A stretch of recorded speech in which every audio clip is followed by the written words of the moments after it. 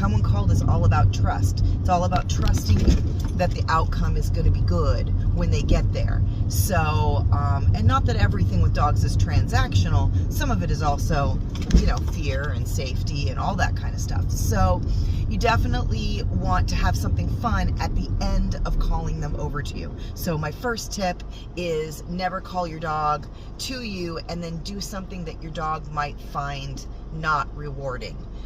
So resist the temptation to make all your comes when called super practical. In other words, meaning calling your dog over to you and then putting them in the crate, or calling them over to you and then giving them a bath or trimming their nails.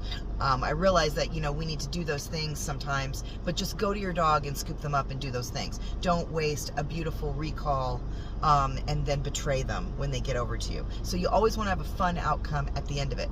And then also recognize that the fun outcome may not always be the thing that you think is fun. In other words, I've met a lot of small dogs, for example, that don't love being picked up. So calling them over and then scooping them up right away, to them is not rewarding. It might be rewarding to us because we like to cuddle our dog, but it might not be rewarding to them. So you got to pick a reward that your dog finds rewarding. It doesn't have to always be food. It could be love if you have a dog that loves cuddles and pets. It could be playing with a toy with them.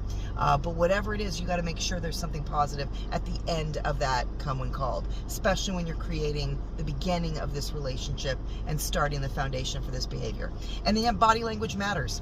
You don't want to have sometimes a very stiff posture, a very firm sounding voice. I recognize all of us want to, you know, feel like the dog trainer, feel like the boss when we call our dogs over to us, but it's got to sound fun. So you want to embrace your inner clown. Your tone of voice should have an upward lilt. It should sound like you are calling them over to a party. It should not sound like you are calling them to the principal's office.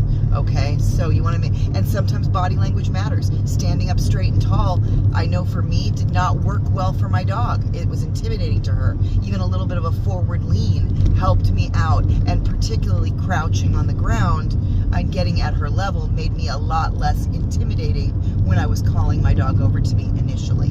So, and then don't forget to cheerlead. As soon as your dog starts moving in the right direction, you want to start rewarding. And obviously you can't always reward with treats and food if your dog is very far away, so you've got to reward with your voice. So lots of cheerleading and sounding fun the whole way that your dog is working to get to you. Okay, so hopefully those are some good tips for you this week for working on your recalls.